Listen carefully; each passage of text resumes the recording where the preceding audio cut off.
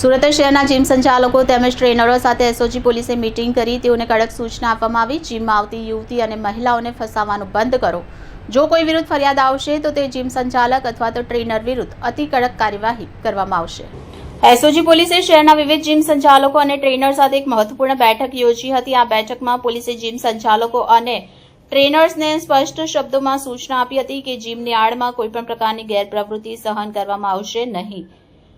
Police દ્વારા સંચાલકોને ચોખ્ખી ચેતવણી આપવામાં આવી કે જીમમાં આવતી યુવતીઓ અને મહિલાઓને ફસાવવાના પ્રયાસો તાત્કાલિક બંધ કરવામાં આવે તેમજ કોઈપણ પ્રકારની અભદ્ર વર્તણૂક ન કરવા સૂચના આપવામાં આવી। આ મીટિંગમાં એ વાત પર ભાર મૂકવામાં આવ્યો હતો કે જીમ એ સ્વાસ્થ્ય અને કસરતનું સ્થળ છે, નહીં કે અનૈતિક પ્રવૃત્તિઓનું કેન્દ્ર।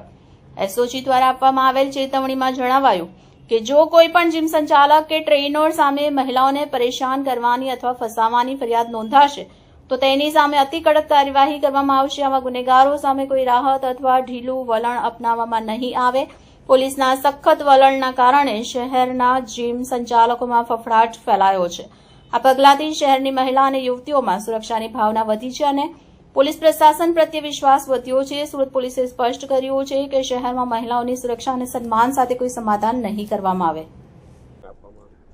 વેસુ, પીપલોદ, રાંદેર, અડાજણ, પાલ આ બધા એરિયાના જે જીમ સંચાલકો હતા એ લોકોની મિટિંગ રાખીને એ લોકોને સૂચના એ આપવામાં આવી છે કે જ્યારે પણ એ લોકો ટ્રેનરો રાખે ત્યારે ટ્રેનરોનું સંપૂર્ણ સ્કેનિંગ કર્યા બાદ જ એને નિમણૂક આપે અને એનું જે કેરેક્ટર છે કેવા પ્રકારનું છે એ પણ જોવે અને જે દીકરીઓ, બહેનો, મહિલાઓ અને જે પરણિત સ્ત્રીઓ જે જીમમાં આવતા હોય તો એમની સાથે કોઈ મેસેજની આપ-લે ન કરે કે પછી એની સાથે કોઈ આગળ સંબંધો બનાવવા માટે પ્રયત્ન ન કરે અને જો આ લોકો આવું કોઈ પણ કૃત્ય કરવા માટે મથશે તો પોલીસ એમને કોઈ પણ રીતે છોડશે નહીં।